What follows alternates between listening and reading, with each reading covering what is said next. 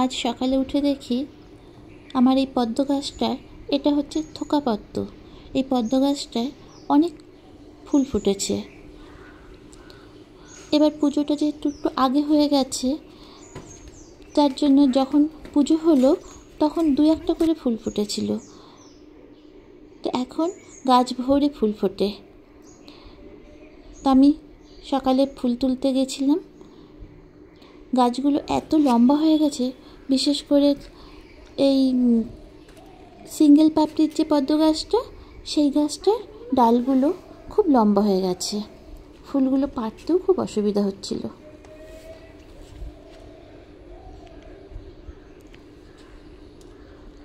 প্রথমে কিছু ফুল হাত দিয়ে পেরে নিলাম, তারপরে ওপরের যে ফুলগুলো সেগুলো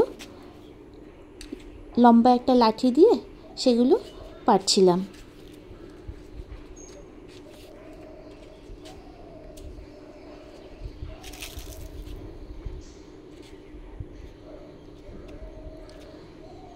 আবার বেশি নিচু করলে যদি ডালগুলো ভেঙে যায়, ডালে ভর্তি কড়ি রয়েছে। আর এই থোকা পদ্ম, এই গাছটা বেশি লম্বা হয়নি, এটা হাত দিয়েই পারা যায়।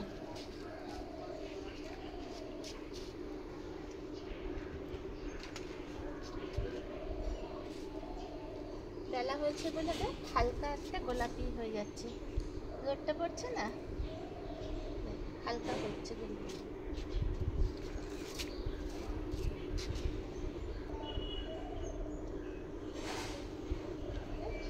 গোলাপিটা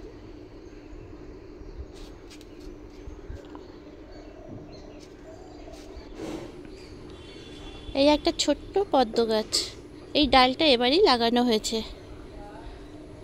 তাতে কত কুড়ি চলে এসছে।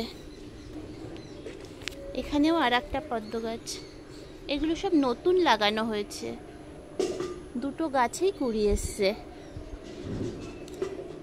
কিছুদিনের মধ্যে এতেও ফুল ফুটবে।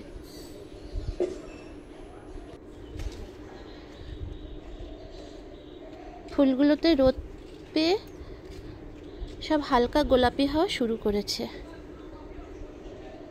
এখানে থোকা পদ্ম আবার সিঙ্গেল পাপড়ি পদ্ম সবই আছে।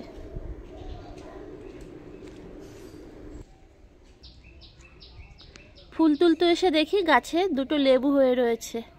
এই যে গাছটা একদমই ছোট, এই দুটো লেবু হয়ে রয়েছে, লেবু দুটো তুলে নিলাম। আমার ভিডিওটা এখানেই শেষ করছি। আবার একটা নতুন ভিডিওতে আবার অনেক গল্প হবে বন্ধুরা।